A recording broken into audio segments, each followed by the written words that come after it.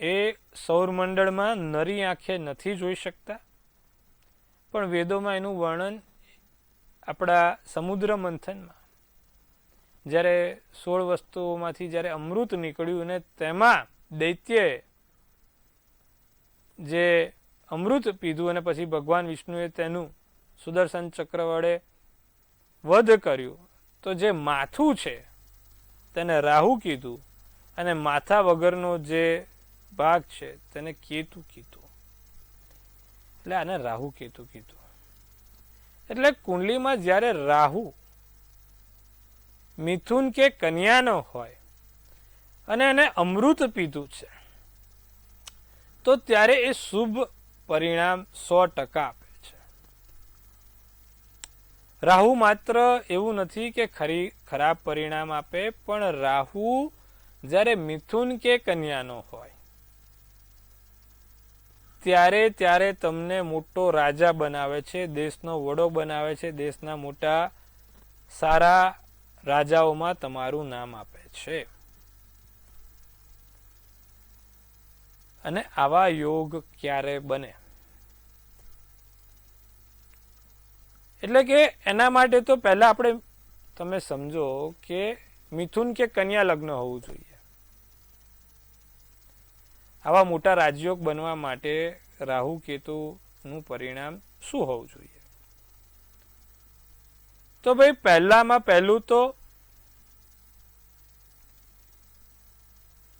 મિથુન કે કન્યા લગ્ન હોય, એમાં બુધ બીજે બેઠેલો હોય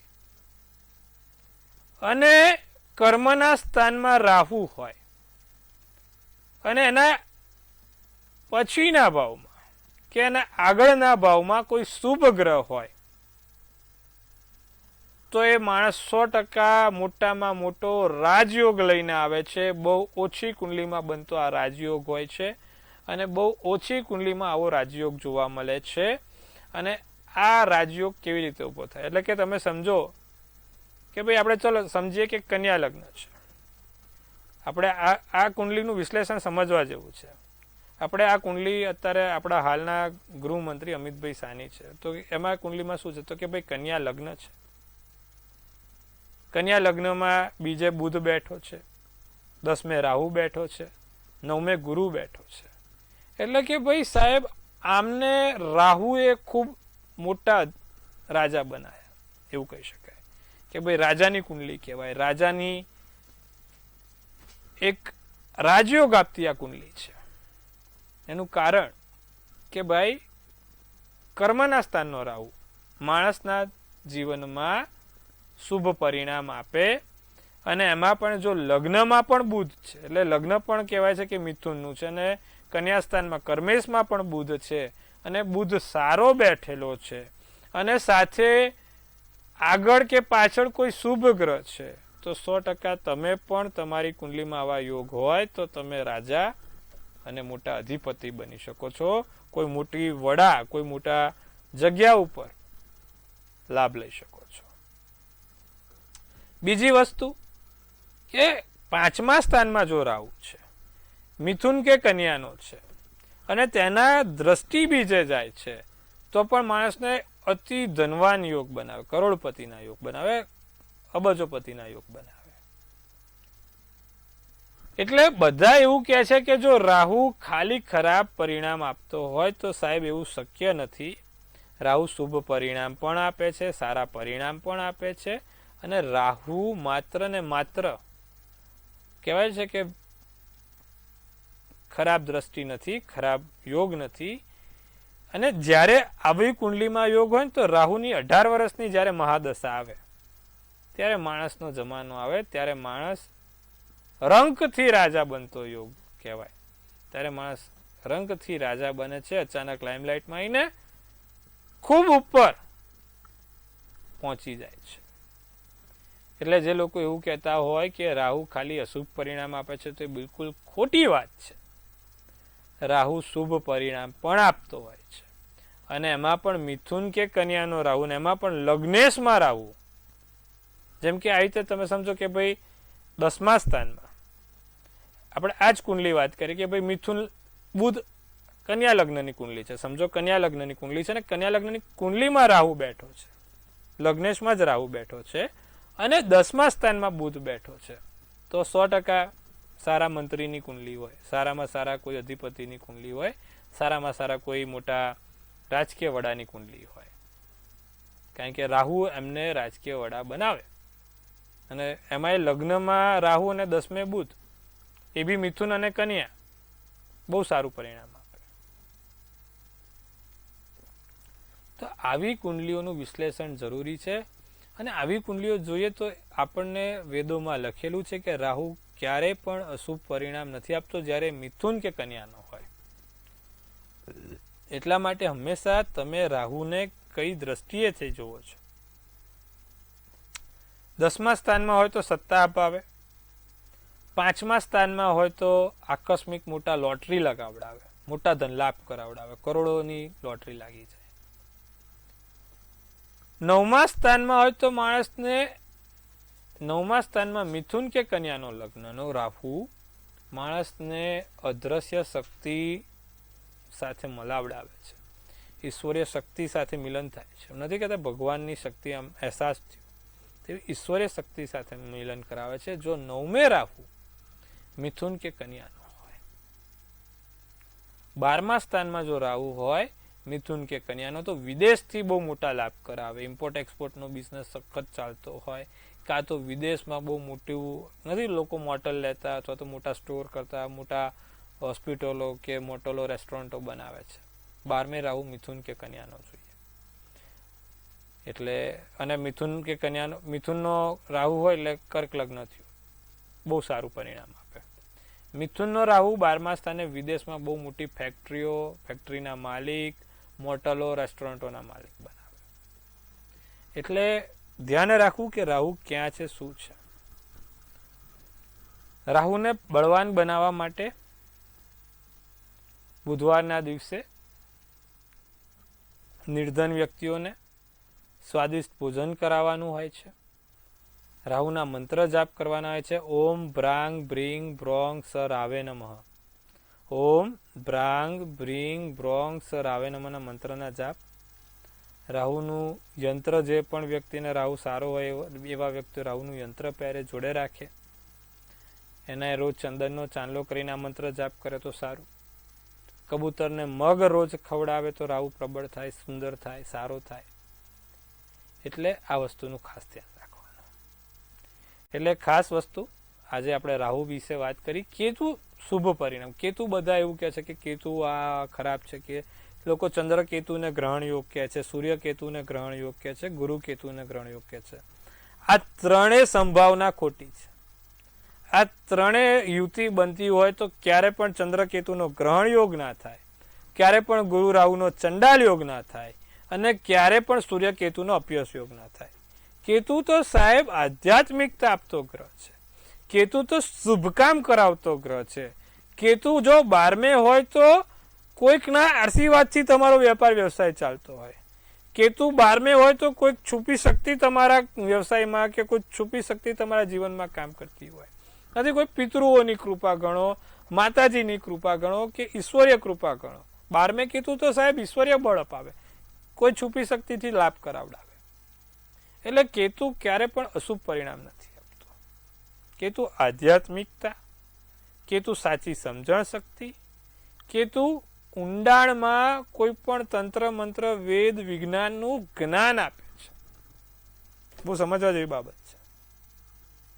તો સાહેબ આ વસ્તુઓ છે, આ વસ્તુનું આપણે ખાસ ધ્યાન રાખવું. રાહુ કેતુ માટે વાત કરી આજે.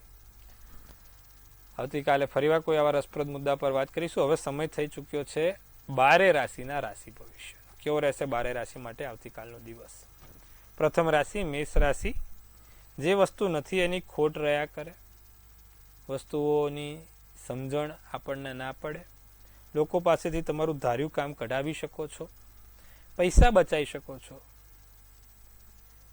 મિજાજ તમારો એકદમ સરસ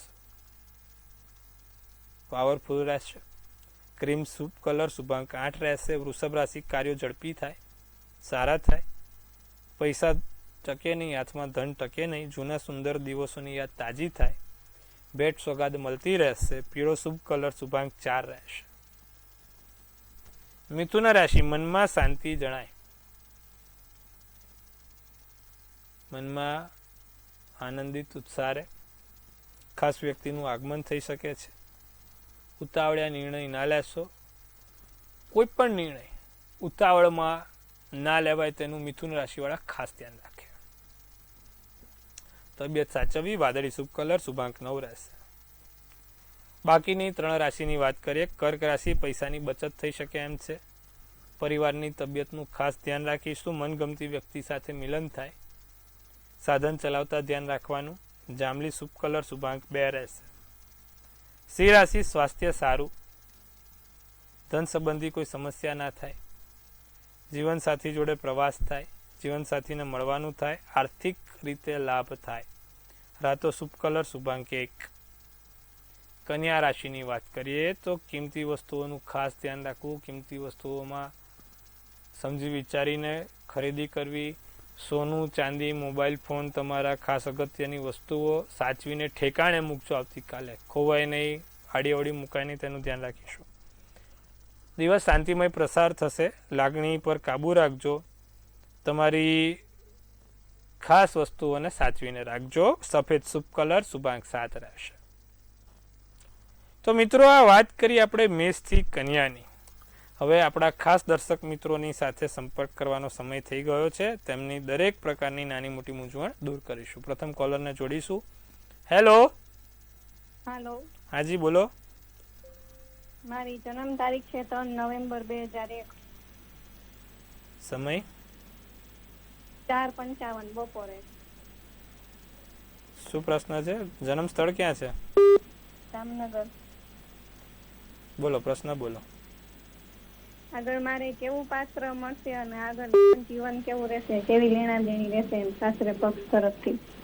જુઓ, વૃષભ રાશિનો ચંદ્ર છે એટલે બ ઉપરથી તમારું નામ હોય. કન્યા રાશિનું લગ્ન હોય. કૃતિકા નક્ષત્ર, શનિવારનો દિવસ અને બીજની તિથિ છે. હવે છે ને, કુંડલીમાં ગુરુ રાહુનો ચંડાલ યોગ અને શનિ ચંદ્રનો વિષયોગ છે. એટલે તમને કોઈ એક જગ્યાએ સ્થિરતા નથી. કોઈ પણ કામ કરો, કોઈ પણ રિલેશન રાખો, 2 વર્ષથી વધારે ટકે નહીં. હેરાનગતિ થઈ જાય. હવે એનું કારણ એ છે કે 7માનો માલિક 12મે ગુરુ રાહુ બેઠો છે અને સ્થિરતા આપતો નથી. તમારે બેન દર પૂનમે સત્યનારાયણ કથાના વ્રતનું વાંચન કરવું. દરરોજ ઓમ નમો ભગવતે વાસુદેવાયની એક માળા કરવી. રોજ પીપળે હળદરવાળું જળ ચડાવવું. આ બધું કરવાથી તમારા ગુરુ રાહુ ને શનિચંદ્રના વિષયોગથી તમે મુક્તિ મેળવી શકશો.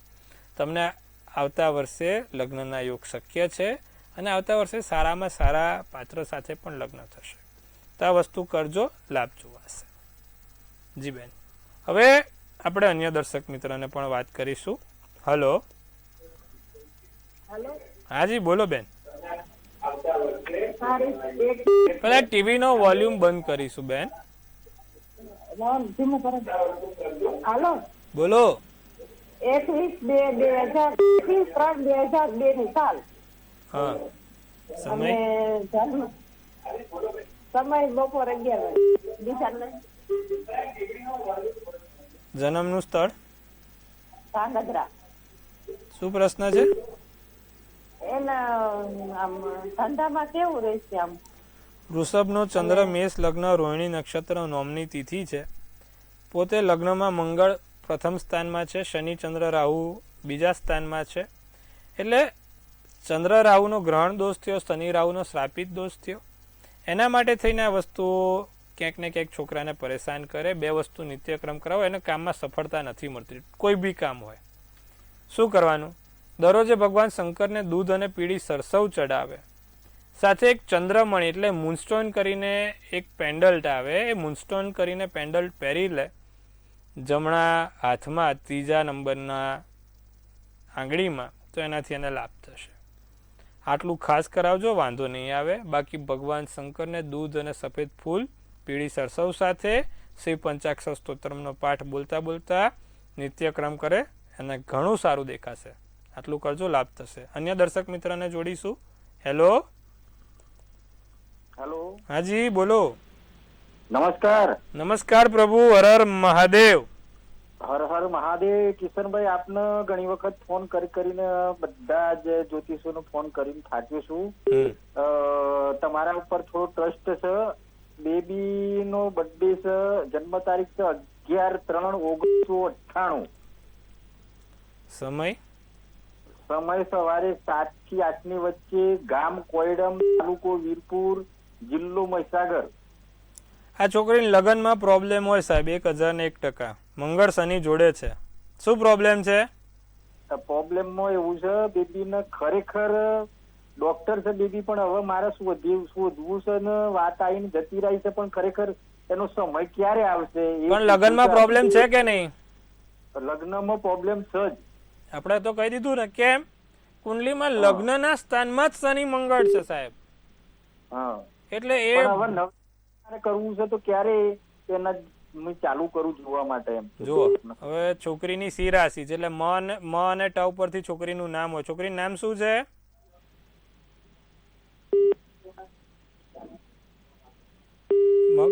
મઘા નક્ષત્ર 14 છે. હવે જો આમાં બે વસ્તુ થાય સાહેબ. શનિ મંગળ હોય ને એટલે એક તો પહેલા તમારે પાત્ર, એટલે આપણે જે બી છોકરો જોઈએ ને એ કાં તો શનિ કાં તો મંગળ વાળો જોઈએ. બીજી વસ્તુ, બેબીને કહેવાનું કે દર શનિવારે ને દર મંગળવારે ભગવાન હનુમાનજી પર એક જાસૂદનું ફૂલ ચડાવી દે. બધા કે ના થાય એવું ક્યાંય નથી. રામચરિત્ર માનસ આખું વાંચો, એવું ક્યાંય નથી કે ભાઈ સ્ત્રીને હનુમાનજીની સેવા ના થાય. એક પિતા તરીકે, એક ભાઈ તરીકે, એક દાદા તરીકે એમની પૂજન થાય ને થાય. એટલે તમે એક જાસૂદનું ફૂલ તમારી દીકરીને કહેજો દર મંગળવારે શનિવારે ચડાવી દે. એનાથી ઘણો લાભ થાય સાહેબ. હવે એના સાચું કહું તો યોગ 2028માં દેખાય છે શુક્રની દશામાં. 2028માં એમના યોગ સારા એવા લાગે છે. ત્યાં સુધી થોડીક રાહ જોવી પડે એમ છે. પણ ફરીવાર આપણે કન્ડિશન એક રહેશે કે સામેવાળા પાત્રને શનિ કે મંગળ 7મે 8મે 12મે કે પહેલે કે ચોથે જોઈએ તો જ આગળ વધજો, નહીંતર તો આગળ જતાં તકલીફ થશે. આ વસ્તુનું ખાસ ધ્યાન રાખીશું. તો મિત્રો, સુંદર મજાની વાત કરી આપણે. દરેક લોકોની મૂંઝવણ દૂર કરી. નાના મોટા જે પણ પ્રશ્નો દરેકના હતા સોલ્વ કર્યા. અમુક લોકોને આપણે ખબર પડી જાય તો કે આ જ પ્રશ્ન છે તો આપણે સામેથી જ કહી દઈએ ભાઈ આ પ્રશ્ન છે, એટલે કે હા, એનો જવાબ પણ આપીએ છીએ. કેવું મહારાજનું કામ, સવાલ આપણે આપવાનો, જવાબ બી આપણે આપવાનો, આવું છે. બાકીની રાશિની વાત કરીએ. તુલા રાશિ. માતા પિતા સાથે મતભેદ થાય, અણધાર્યા લાભ થાય, ધન પ્રાપ્તિના યોગ પ્રબળ બને, પ્રવાસના યોગ પ્રબળ બને. ટૂંકમાં કાલે સારું છે. તુલા રાશિને ફેવરેબલ ડે કહેવાય. રાખોડી શુભ કલર શુભાંક 6 કહેવાય. વૃશ્ચિક રાશિને આત્મવિશ્વાસ અને ઉર્જાનું સ્તર સારું રહે, ઊંચું રહે. ઓચિંતા ખર્ચા થવાના યોગ છે, કારણ વગર ક્યાંકથી કશું ખાઈ જાય. ગુસ્સા પર કાબુ રાખીશું. પ્રિય પાત્ર સાથે મુલાકાત રહેશે. પીળો શુભ કલર શુભાંક 1 રહેશે. ધનરાશિ મિત્રો સાથે દિવસ સારો આનંદમય જાય. નવા રોકાણ થાય, મોસાળ પક્ષથી લાભ થાય, વડીલોની સંભાળ લેવી, સલાહ લેવી. જાંબલી શુભ કલર શુભાંક 4 રહેશે. બાકી અન્ય રાશિ છેલ્લી અંતિમ 3 મકર કુંભની વાત કરીએ. મકર રાશિના તબિયત થોડીક સાચવવાની છે. નાની મોટી ખરીદી થશે. મૂંઝવણ જણાય. સાધન ચલાવતા ધ્યાન રાખવું. ગુલાબી શુભ કલર શુભાંક 5 રહેશે. કુંભ રાશિ સારા એવા આર્થિક લાભ થઈ શકે છે. દિવસ સારો આનંદમય જઈ શકે છે. સગા સંબંધ તરફથી લાભ થાય. નાના મોટા પ્રેમ સંબંધ બંધાય. અને પોપટી શુભ કલર શુભાંક 7 રહેશે. મીન રાશિને મહેમાન આવવાના યોગ છે. નાના મોટા મતભેદ થશે. ખર્ચા પર નિયંત્રણ રાખવું બહુ જરૂરી છે. તબિયતમાં ખાસ ધ્યાન રાખીશું. આસમાની શુભ કલર શુભાંક 8 રહેશે. 12 રાશિની વાત કરી દર્શક મિત્રો. હવે જેનો પણ જન્મદિવસ આવતીકાલે છે, કેવું રહેશે તેનું આવનારું વર્ષ. સૌ પહેલાં મંતવ્ય ન્યૂઝ પરિવાર તરફથી આપ સૌને હાર્દિક શુભેચ્છા. તનથી તંદુરસ્ત, મનથી મલકાતા અને ધનથી છલકાતા રહો. એક સુંદર મજાનું ટેરોટ કાઢીએ આપણે. કાલે જેનો પણ જન્મદિવસ છે, આવનારું વર્ષ કેવું રહેશે. બહુ સારું કાર્ડ આવ્યું છે, 2 ઓફ વેન્ડ્સ. શું સૂચવે છે 2 ઓફ વેન્ડ્સનું કાર્ડ? શું કહી રહી છે આપણી ડિયર એન્જલ્સ? પ્લાનિંગ. આ વર્ષે નવા પ્લાન થાય, નવું એની પર પ્લાન ઉપર એક્શન લેવાય, પ્રોગ્રેસ થાય. જે વિચાર્યું છે તે વિચાર ઉપર અમલીકરણ આવે અને સફળતા લાવે, અને ધાર્યા કરતાં 2 ગણું મળે. વિચાર્યું છે કે 200-500નો પ્રોફિટ થાય, 1000નો થઈ જાય. વર્ષ સારું છે. કાલે જેનો જન્મદિવસ છે. નાની મોટી તીર્થયાત્રા, પ્રવાસ યાત્રા અને વિદેશ યાત્રા 3માંથી 1 100% થશે. બીજી વસ્તુ, જેનો પણ કાલે જન્મદિવસ છે, ઊંચાઈવાળી જગ્યાથી, પાણીથી અને સ્વિચ ચાલુ બંધ કરતા, એટલે શોર્ટ સર્કિટ, નાનું મોટું ના થાય એનું ધ્યાન રાખીશું જેનો પણ કાલે જન્મદિવસ છે. બાકી વાંધો આવ્યો નથી, વરસ સારું છે, સુંદર છે. શું કરવાથી સોનામાં સુગંધ પડશે? જેનો પણ કાલે જન્મદિવસ છે, દર શનિવારે પીપળે સરસિયાના તેલનો દીવો કરે, 7 લવિંગ મૂકીને, 7 દિવસની 7 લવિંગ મૂકીને સરસિયાના તેલનો દીવો કરે, આખું વરસ સારું અને સુંદર જશે. તો મિત્રો, સુંદર મજાની આજે વાત કરી આપણે. આજે રાહુ કેતુ વિશે વાત કરી. ખરેખર રાહુ કેતુ ક્યારે શુભ પરિણામ આપે, 12 રાશિની વાત કરી, તમારા દરેક પ્રશ્નોના જવાબ આપ્યા. આવતીકાલે ફરીવાર આપણે આ જ સમયે આ જ ચેનલ મંતવ્ય ન્યૂઝ, મનની વાત મંતવ્ય રૂપે, સચોટ અને સટીક સમાચાર એટલે મંતવ્ય ન્યૂઝ, છેવાડાનો માનવીનો અવાજ એટલે મંતવ્ય ન્યૂઝ. જોતા રહો, નિહાળતા રહો. આવતીકાલ ફરીવાર મળીએ છીએ. આપ સૌને મારા હર હર મહાદેવ.